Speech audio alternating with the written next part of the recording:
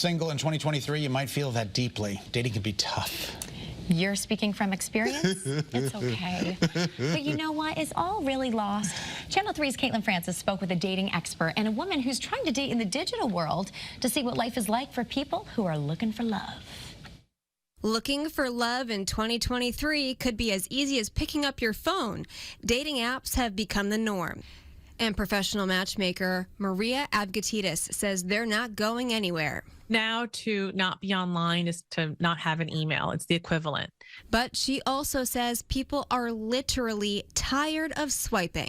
We're currently experiencing extreme dating fatigue wave, where people just don't want to spend any more time online. They just want to go out. Laura Thompson is a full-time nurse going back to school and dating. She says getting off the apps is sometimes hard to do.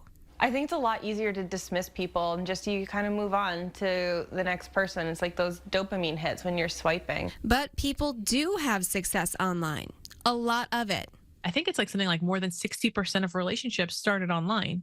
That's digital dating. But for Laura Thompson, she knows both digital and what experts call analog dating.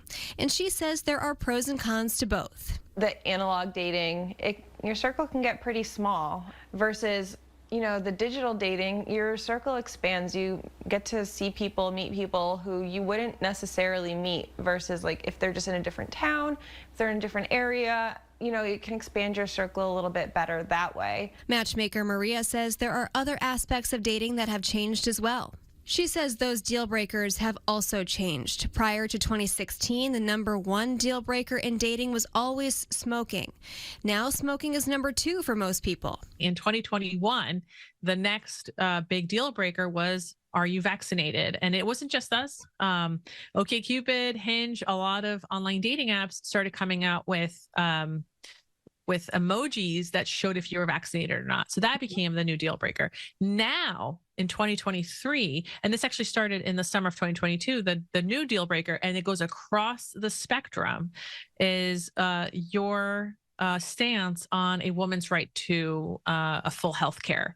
And as people get more comfortable coming out of the pandemic, more casual dates have taken over dinner and cocktails. And if you're one of the people swiping for a soulmate, experts say, put the phone down, hold your friends accountable, and go out. I think it's going to get better. I think part of it is, when you go out with friends and everything, I think people do tend to just stick with their friend group. We don't go off and mingle with other people at the bar like you used to. But I think coming out of the pandemic, maybe that'll start to get better again. I'm Caitlin Francis, Channel 3 Eyewitness News.